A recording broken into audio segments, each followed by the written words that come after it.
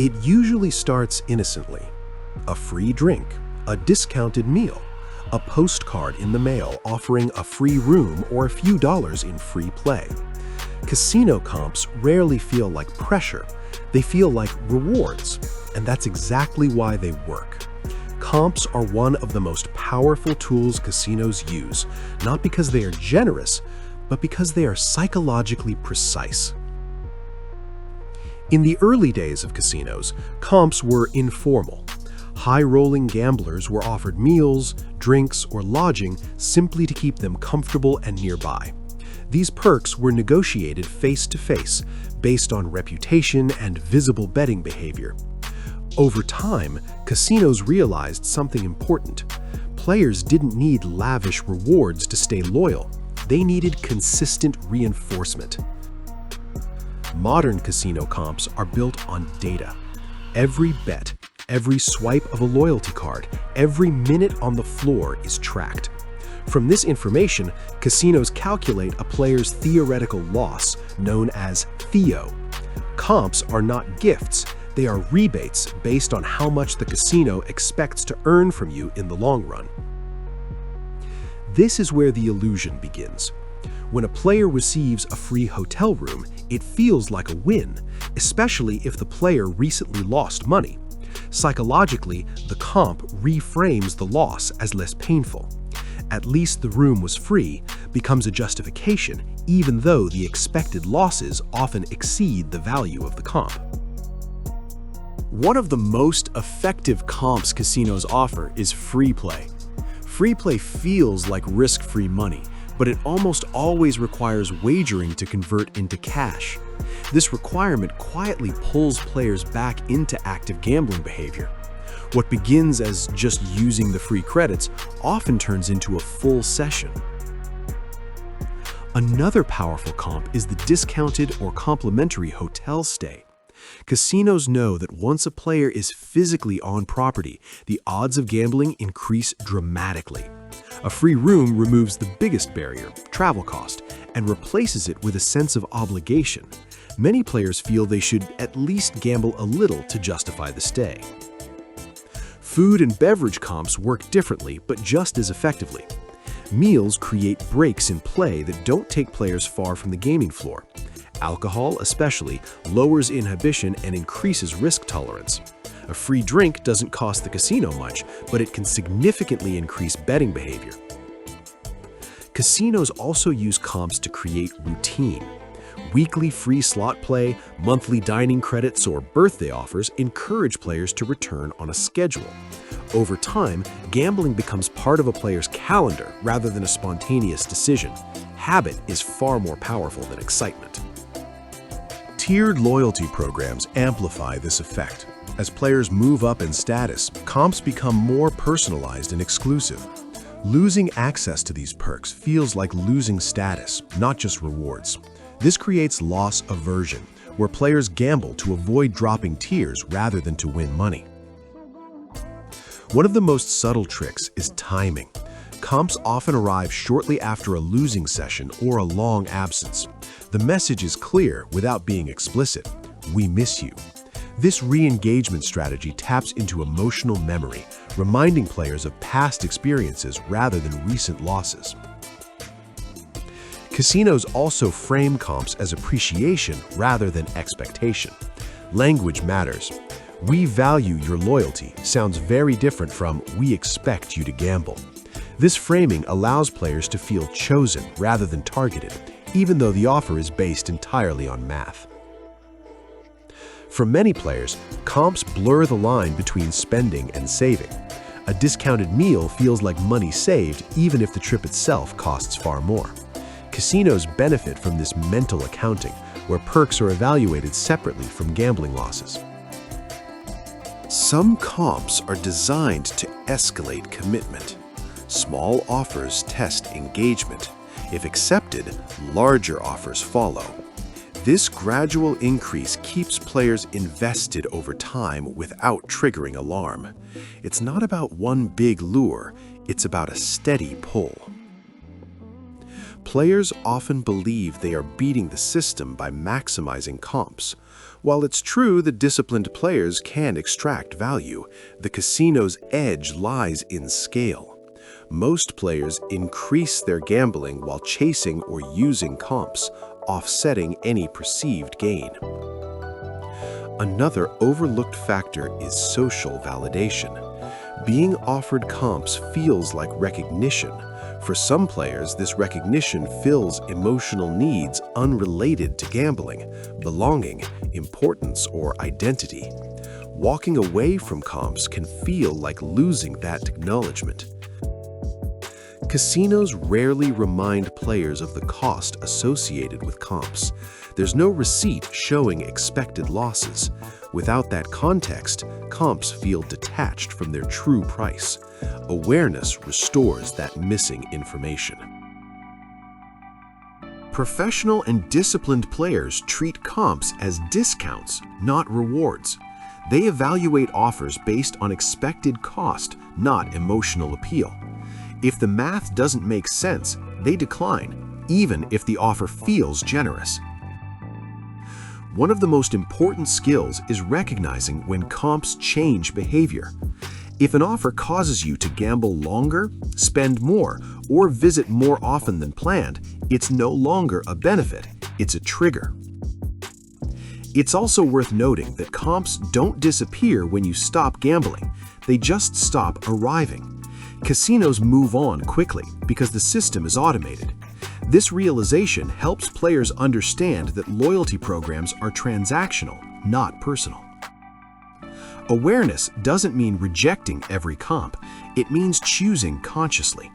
A free meal enjoyed without additional gambling is different from a free room that leads to a losing weekend. Control comes from intention. Casino comps are neither evil nor generous. They are tools, carefully designed, data-driven tools that reward behavior the casino wants repeated. Understanding how they work doesn't ruin the fun, it restores balance. When players see comps clearly, they stop feeling pulled and start deciding deliberately. And in a casino environment built to guide behavior quietly, that awareness is one of the strongest advantages a player can have. One lesser-known factor is that comps exploit something called intermittent reinforcement. Players never know exactly when an offer will arrive or how good it will be. This unpredictability mirrors the reward structure of gambling itself, training the brain to stay alert for the next surprise. Even checking the mail or email becomes part of the gambling loop.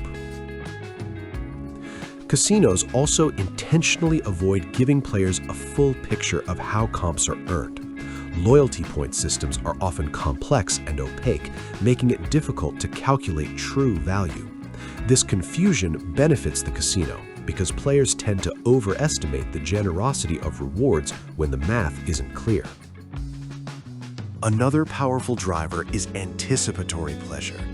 The excitement of planning a casino trip, thinking about the free room, the buffet, the atmosphere, can feel rewarding before a single bet is placed. Casinos understand that anticipation itself creates emotional attachment, which makes declining offers harder over time. Some comps are designed specifically to reframe losses. After a rough session, a surprise free play offer or meal credit can soften emotional impact, delaying reflection. Instead of processing the loss fully, the player focuses on what they gained, even if that gain is far smaller than what was lost. Casinos also use scarcity language deliberately. Phrases like limited time, exclusive offer, or just for you create urgency.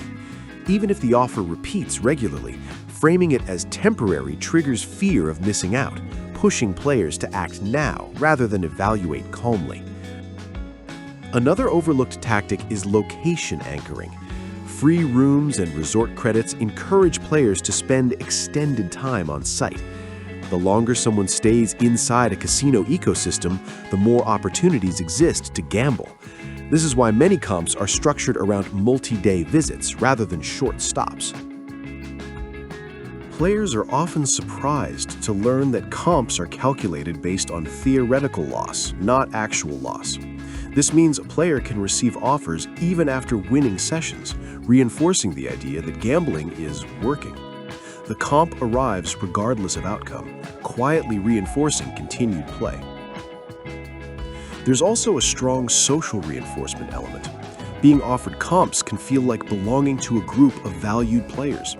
This sense of recognition can be especially powerful for individuals who don't feel that validation elsewhere. Walking away from comps can feel like losing that identity. Casinos carefully balance comp generosity to avoid triggering suspicion. Offers are rarely large enough to feel too good to be true. Instead, they feel reasonable, earned, and deserved. This balance keeps players engaged without questioning the system behind it. Another factor is habit stacking. A comp trip often includes dining, shows, and shopping, all inside the same complex. Gambling becomes just one activity among many, making it feel less like a financial decision and more like part of a lifestyle experience. Casinos also rely on memory bias. Players tend to remember trips where comps coincided with wins more vividly than trips where they lost.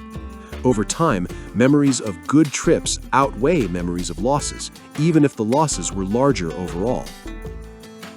Some players fall into the trap of comp optimization, convincing themselves they're playing strategically by chasing perks.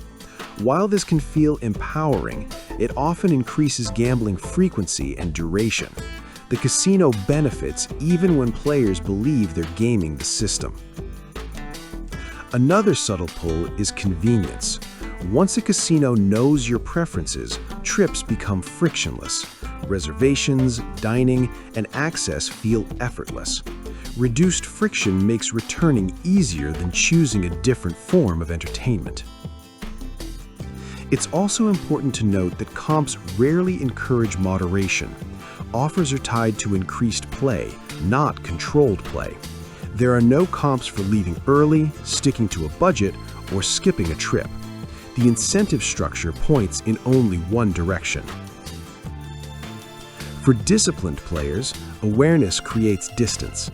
Once you start asking, what does this offer want me to do, instead of what am I getting, the emotional pull weakens. The comp becomes a proposal, not a reward. In the end, what brings players back isn't the dollar value of comps, it's the way they make gambling feel justified, familiar, and emotionally rewarding. Casinos don't need players to believe comps are free, they just need players to stop thinking about the cost. And that wraps up today's video. If you found this video helpful, make sure to hit that like button. It really helps the channel out and tells YouTube this is content worth sharing. Don't forget to subscribe and turn on notifications so you never miss another strategy breakdown, game walkthrough, or insider tip. We've got tons of guides coming your way, and you'll want to be here when they drop. And hey, tell me in the comments what you want to see next. Whether it's roulette strategies, blackjack tips, slot myths, virtual casino breakdowns, whatever you're curious about, let me know. Your ideas shape what we create. Before you go, if you're serious about leveling up your casino knowledge, you have to check out the Ultimate Casino Guide. I put everything I've learned into one massive, easy-to-read resource designed to make you a smarter, more confident, more prepared player. If you've ever wondered which games actually give you the best odds, how do pros manage their bankroll so they don't blow it all in an hour, what tricks casinos use, both physical and digital, to influence your decisions, how to avoid the biggest money traps beginners fall into, then the Ultimate Casino Guide will change the way you play forever. It covers psychology, probability, strategy charts, real-world case studies, VR and online casino risks, loyalty program hacks, literally everything you need to walk into any casino and know exactly what you're doing. The link is right here on the end card. Click it and start transforming the way you play. Thanks for watching. Stay sharp, play smart, and I'll see you in the next video.